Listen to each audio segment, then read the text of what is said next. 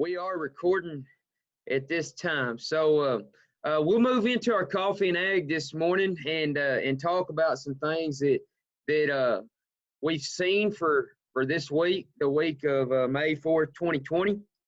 So had a particular pecan tree question that's come up this week and a fruit tree disease that we've been questioned about quite a bit this week.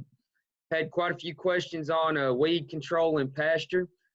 Pond algae has probably been #1 on the list this week. Horn flies and cattle. And then at the end, I would like to clear up a little, I don't want to say confusion, but I just want to give you some facts about the beef industry right now. Speaking of the beef industry, I was reading before we started this, and looked like we had a good day yesterday. Finally, looked like most things were limit up yesterday, so that's some positive things that took place. So the first thing that I want to talk about this morning is pecan phylloxera, and this is it's not a disease. It's an insect problem that we see with pecan trees. Looks very much like a disease, very scary whenever you look at it there. But as I'm looking at my screen, hopefully if y'all may be able to see my mouse moving around, but this picture here on the right, as I'm looking at the screen, this has been the common type of pecan phylloxera that I've seen most of the time. And I would say over the last 3 to 4 years, we've been dealing with this insect across the county with pecan trees. Just this week, I had a photo sent to me of this one on the left. And when I first saw it, I wasn't exactly sure what it was and had to do a little investigating because I was used to the phylloxera on the right and hadn't seen this one on the left. But both of them are pecan phylloxera. So I've just put together a little bit of information here for you, but on this particular, it's a gall that will form on the twig there, and as we see in this case, it's a gall that'll form on the leaf. But there, if you were to crack open that gall, which you can, whether it be on the leaf or right there on the twig, you're going to see hundreds of thousands of little dot-sized insects that are in there, and the insect is actually the phylloxera that we have on there. But with several types of trees, you've probably seen it before in oak trees, but you'll see the oak tree galls that we'll have, but the galls are formed from gall-making insects, and in this case on the pecan tree, the gall-making insect is the phylloxera. But they have a piercing mouth part that they have that actually causes this gall to come up, and then those insects all get inside that. With the phylloxera that we see here, this one's the pecan phylloxera. The previous picture, when it's on the leaf, it's called pecan leaf phylloxera. But with this one right here, we could see a little bit of twig dieback and premature defoliation. It's not going to kill the tree.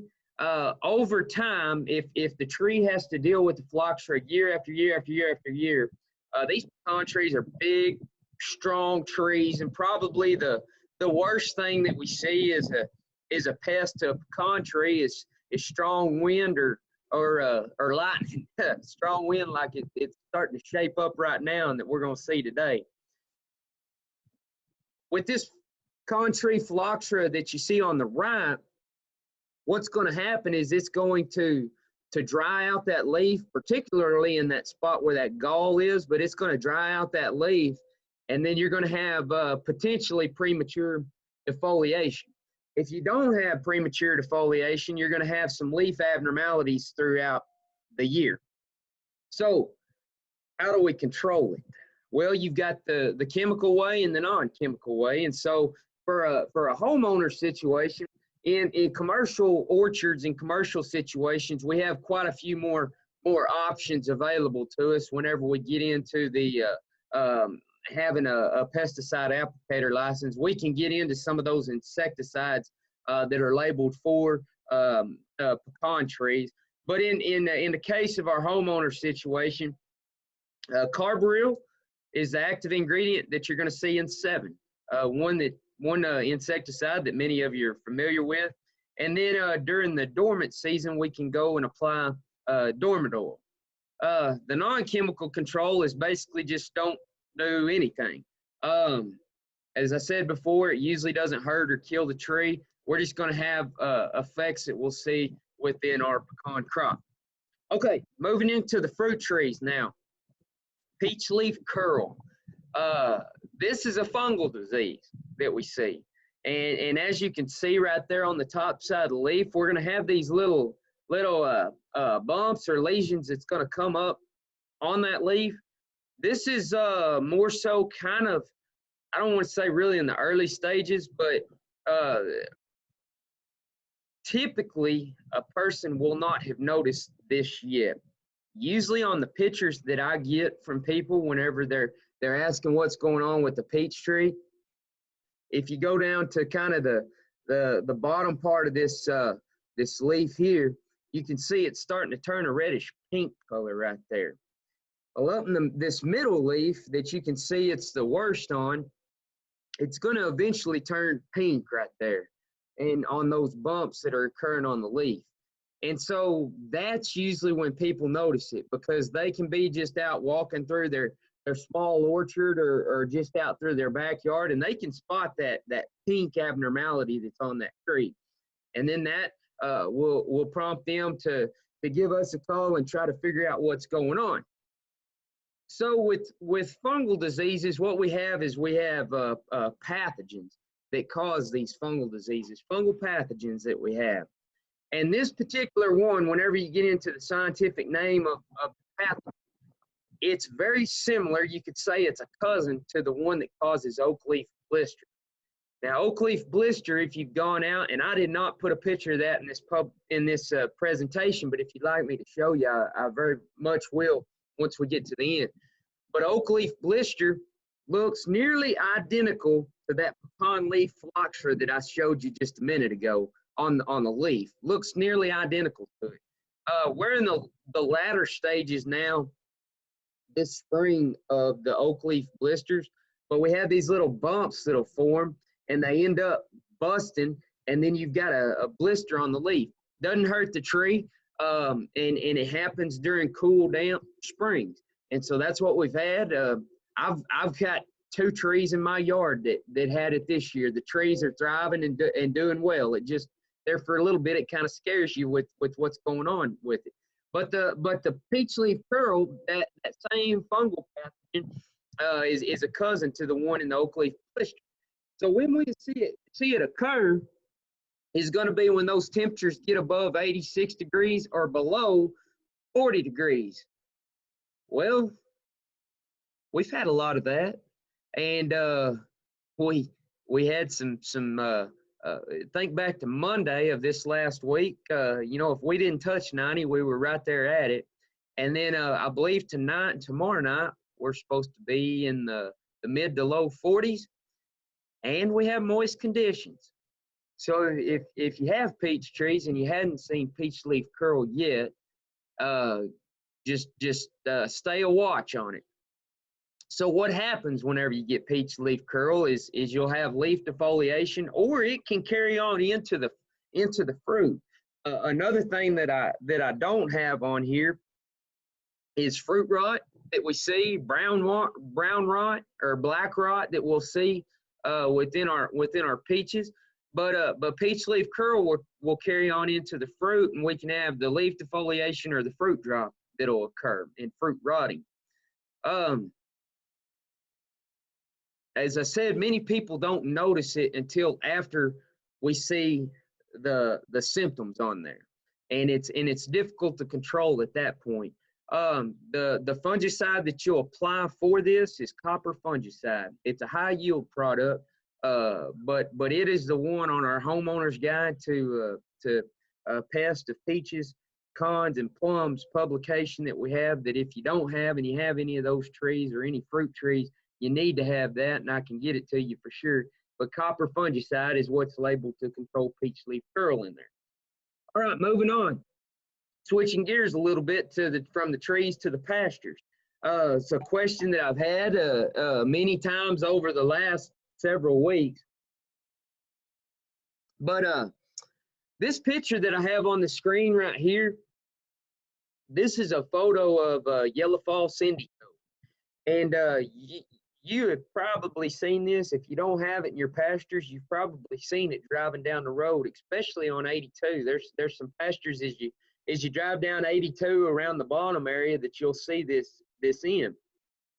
The early season weed, and that's one thing that I wanted to talk about, was our early season weeds are flowering right now at this point. If you've seen yellow false indigo, that's the exact picture that you've seen of it driving down the road. So it's flowering at this point. So it's at the end of its life expectancy. Other than it being a pest out in the pastures, it's kind of pretty to look at, but it's fixing to get pretty ugly after this flowering stage, because it's going to have a seed pod that'll be dull yellow color at the top. So it's one that causes some problems, especially in our if you're trying to have some spring forage out there. If you've got a lot of yellow false indigo, chances are you're not going to have the yield potential in your forage that you want, because this thing has a huge taproot on it. And again, I'm referring to that weed right there. So the thing about the early season weeds, or the cool season weeds, is they're nearing the end of their life expectancy. So if we didn't spray back in the middle of April, which is okay if you didn't, because if you got late season weeds, you probably want to wait and target them more so than early season weeds. But they're coming to the end of their life expectancy, so we're starting to move into those mid-season weeds. And those are going to be the ones that I have on the photos right here. The large picture that's covered up with the writing, you can see some small leaves down at the bottom of that.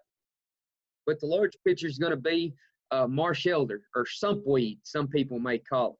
It's a problem in the alkaline soils and areas that hold a lot of water. We've talked about it in depth in our weed control program that we did, or webinar that we did. But it's one that's starting to come up right now. The top right-hand corner is going to be Carolina horse nettle. And that's one that we're starting to see come up right now, along with the picture at the bottom right-hand corner, silverleaf nightshade. Silverleaf nightshade, we can see some toxicity to horses in particular with that. But you can see if you were to basically cut silverleaf nightshade in half of those two plants that you see laying on that table, that's what's underneath the ground. And so you can see a root coming off this plant on the left, and another plant coming off of that one.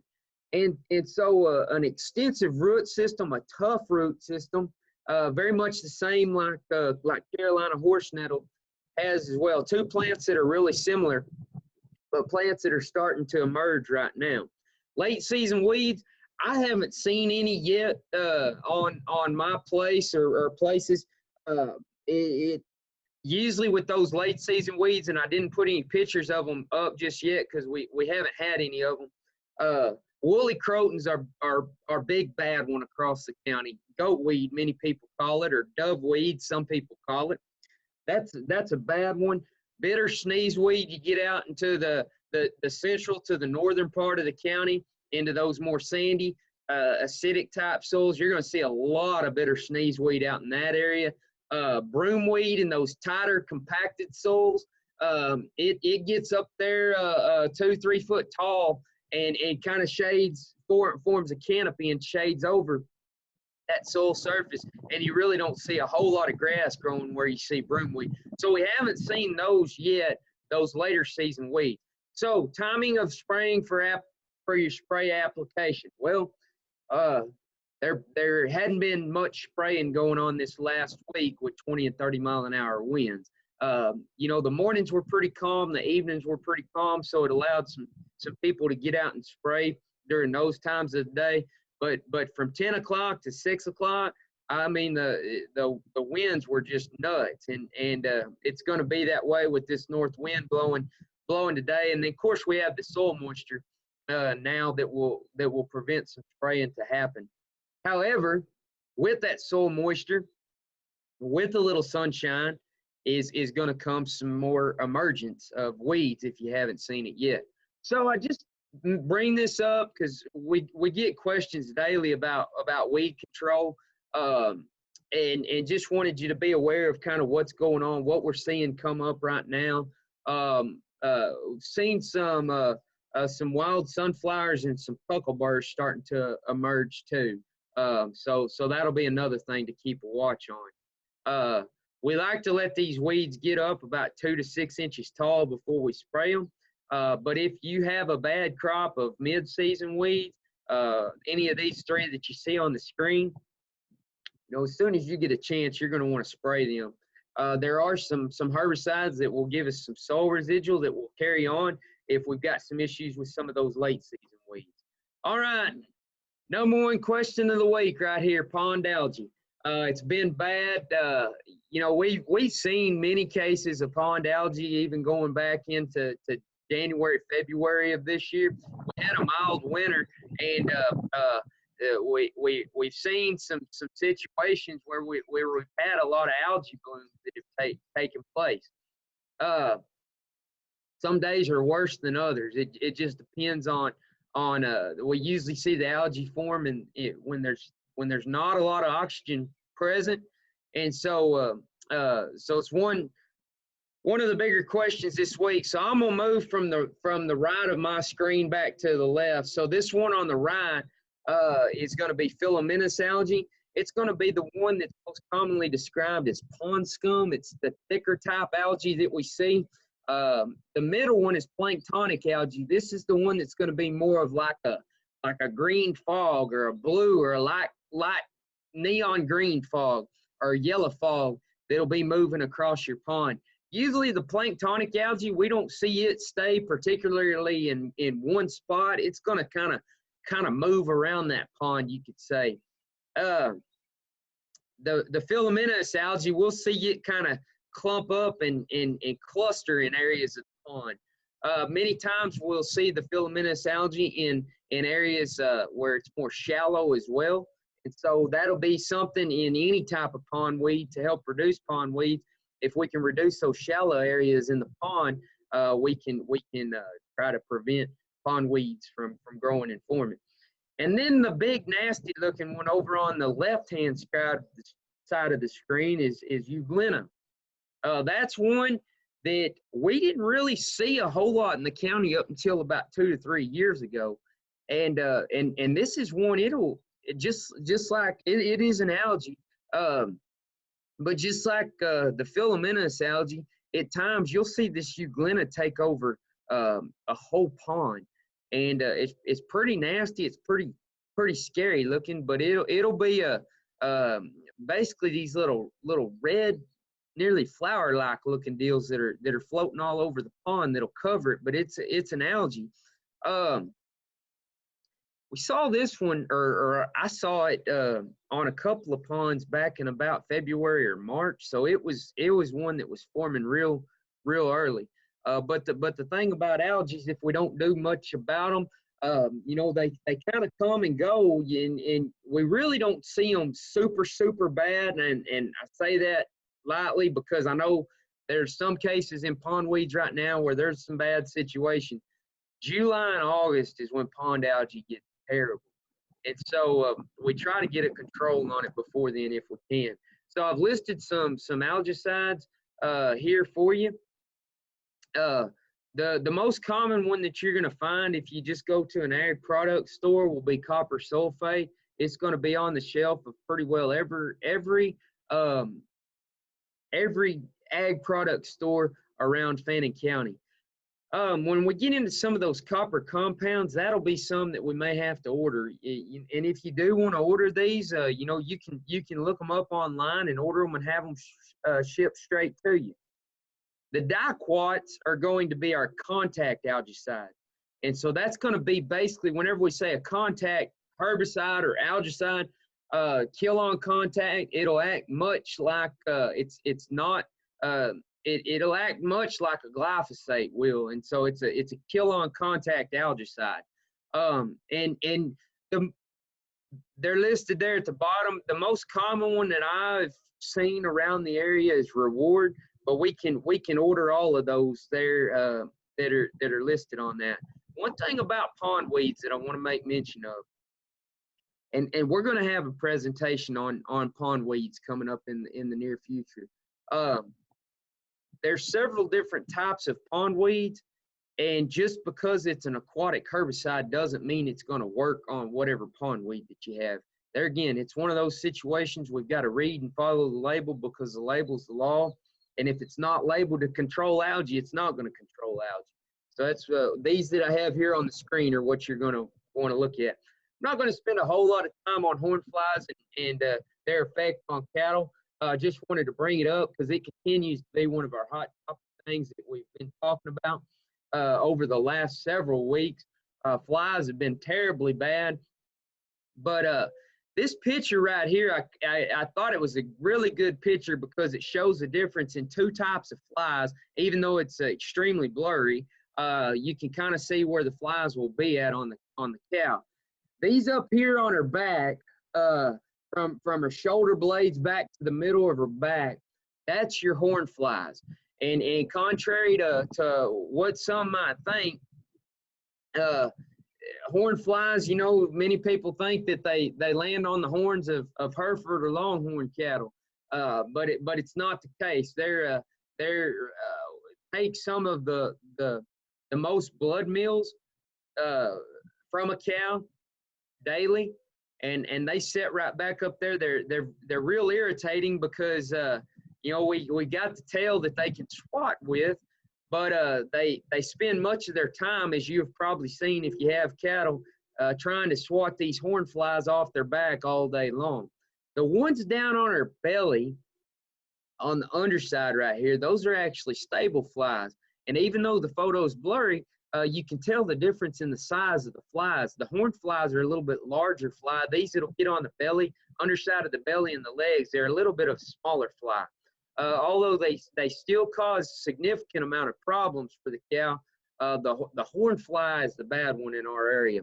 So as we talked a couple of weeks ago, you can use dewormers that have external parasite control in them labeled for horn flies. Those will give you about 4 weeks control is kind of what we've seen from that. Fly tags, those are available. Several different types of fly tags that you can use for cattle. Some of those are labeled for 4 to 5 months control. In some studies that we've done, probably your average is going to be about 8 weeks of really good control that you're going to see on the fly tags. Fly sprays, there's different types of insecticides that we can mix up in sprayers and utilize for livestock. Just make sure that they are labeled for use on livestock.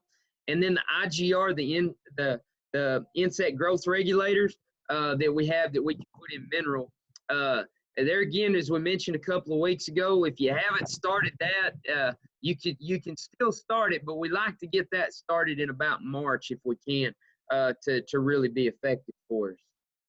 Okay, real quick, I want to touch on I'm gonna stop this